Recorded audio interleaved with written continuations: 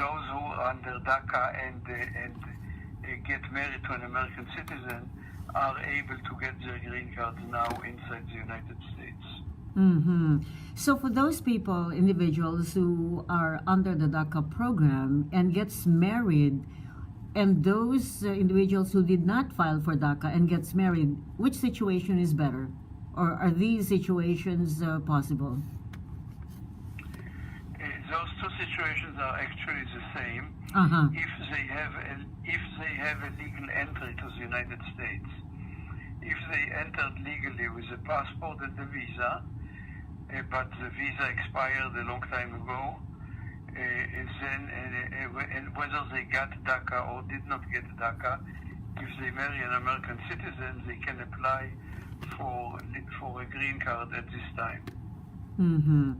The problem will be for those who did not have a legal entry, those who came across the border without a visa. In other words, Attorney Golan, for those who have found their loved one and they have a fiancé and they're willing to get married, the two of them, and how is this process? Does it go through the process just like a fiancé visa for a time, or directly they can get married and present their documentation and the individual gets a temporary green card? If they have a legal entry, they just can get married, let them get married, and immediately make an application for a green card. Mm-hmm. This is related to one of the questions we received with regards to someone who has arrived on a tourist visa, actually met someone, and this was something very legitimate. They really are in love and would like to get married. So her being on a tourist visa, will that at all affect the application for a temporary green card when they get married? Not at all. Not at all. Mm-hmm. If she arrived with a visa and now she has a legitimate, viable marriage to an American citizen, they just should get married and make an application for a green card. Mm-hmm.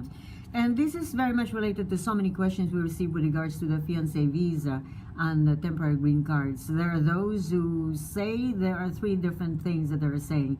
One is for their husband to wait until they become citizens before they petition for their spouses that are left behind. Number two is for one to come on a tourist visa and do the documentation when they arrive here. And number three is just let the process take its own toll. Like, it takes a long time. Does having a fiancé visa accelerate the petition for someone who is getting married than having a temporary green card?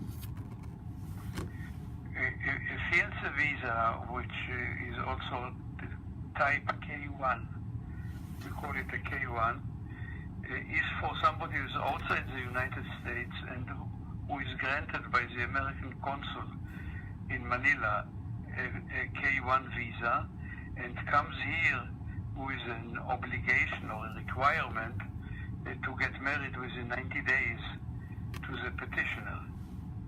If they get married within 90 days, this holder of fiancé visa can make an application for a green card. If they do not get married within 90 days, then the holder of the fiancé visa, he or she has a big problem because they cannot get a green card in the U.S. They have to leave the United States. Mm-hmm. One question about this, Attorney Golan, with someone who was asking, does it matter which state the fiancé is and they get married in another state? No, it doesn't matter. I see. What matters is whether after the wedding they live together. So they must. Will they be living? Will they be living together after the wedding? That's important. I guess they will. It's just that I think this lady says she has more relatives in California than where the gentleman is. But they decide to live together after the wedding. They just want to have a big wedding. Look, she needs to make a decision. Is she going to stay with her relatives or with her husband? if she stays with her relatives, then then she will not get a green card. If Oh. she stays with her husband, she will get a green card. What about Attorney Golan? If one has a job in another state and the other one has possibilities of landing on a job in another state, but they're married and they, let's say, get together, depending on the frequency of getting, is that a problem also?